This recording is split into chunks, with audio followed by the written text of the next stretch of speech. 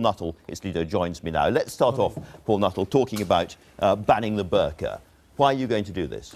For two reasons. Firstly, obviously we have a heightened security risk at the moment, and for CCTV to be effective, you need to see people's faces, because whether we like it or not, in this country, there's more CCTV per head than anywhere else on the planet, with the most watched people, and for that to be effective, you need to see people's faces. Secondly, there's the issue of integration. I don't believe that you can integrate fully and enjoy the fruits of British society if you can't see people's faces. And, you know, look at some of the statistics. 58% of Muslim women are economically inactive. 22% don't speak English to any great level. What we need to do is we need to ensure that these people are fully integrated into British society, and you can't do that if you're hidden behind a veil. How does this actually work? Because presumably you don't ban dress codes inside people's houses. So it's, yes. If they step onto the street, what happens then? They'd be arrested? No, what happens in France, for example, is there's a fine. And what we're doing is we'll come in line with other European countries, such as Belgium, Bulgaria. There's a ban, for example, in the city of Barcelona, some places in Italy, and indeed, Angela Merkel's talking about this in Germany at the moment. And interestingly, Manfred Weber, who's the leader of the biggest group in the European Parliament, is now talking about an EU-wide ban. We can either be on the curve with this or behind the curve. I'd rather... You could be a good Europhile as usual. Now, what's changed, however, since 2013, when you said, this is Paul Nuttall, what we wouldn't do is go down the line of enforcing a blanket ban. We are a libertarian party. What has changed since 2013?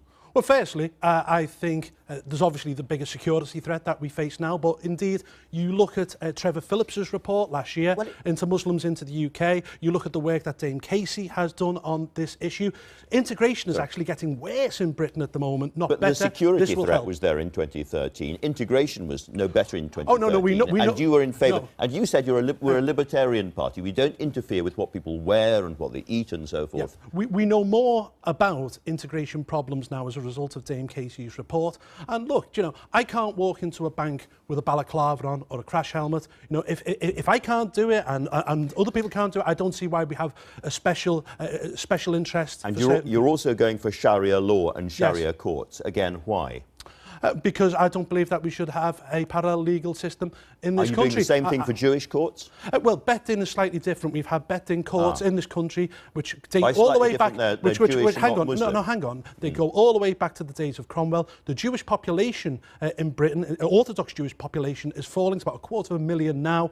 The issue surrounding Sharia is that the Muslim population is doubling decade on decade. It's 3 million now. It'll be 6 million soon.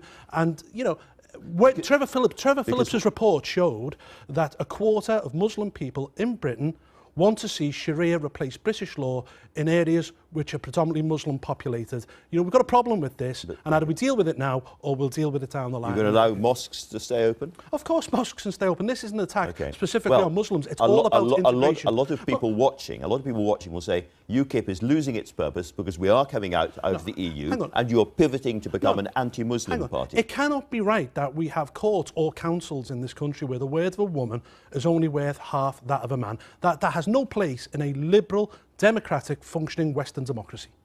And you don't fear that by actually targeting what people wear, you are infringing upon something which is kind of intimate and personal? No, I don't. As I say, you know, if CCTV is to be effective in an age of heightened terror, you need to see people's faces. And I want to see real integration. For a lot of people, this is part of who they are, just as much as I mean, Kevin Maguire was joking about your flat cap, but, you know, that is part of who you are. This is part of who these women are. But you can see my face. You know, I'm not a security threat. And beyond that, as I say, it's about integration. And, you know, I said earlier, 58% of Muslim women in this country are economically inactive. If you're not showing your face, it precludes you from a lot of jobs.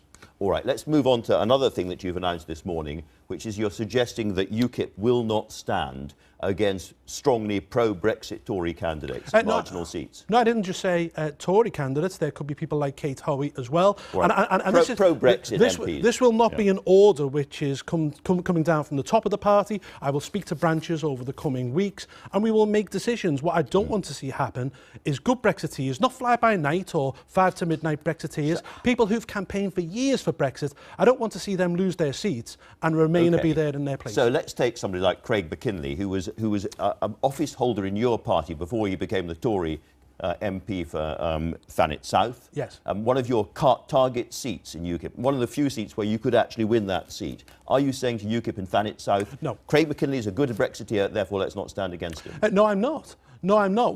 I think the Craig McKinley case is a bit different than most, to be perfectly honest with you, because of the way he was elected and the issue surrounding Nigel Farage and everything else. But you know, there are people in, for example, Bury, like David Nuttall, who's sitting on a majority of 250, who's been a good Brexiteer all his life. I mean, these are conversations. No, I didn't say we won't stand against him. The conversations that I will have with branches. But what I won't do is make the mistake that we made in 2010, where the party leader told branches to stand down. Okay. This shall be done. Quick game. Stand against them or don't stand. Theresa May, stand or don't stand. Not my decision. Down to the branch.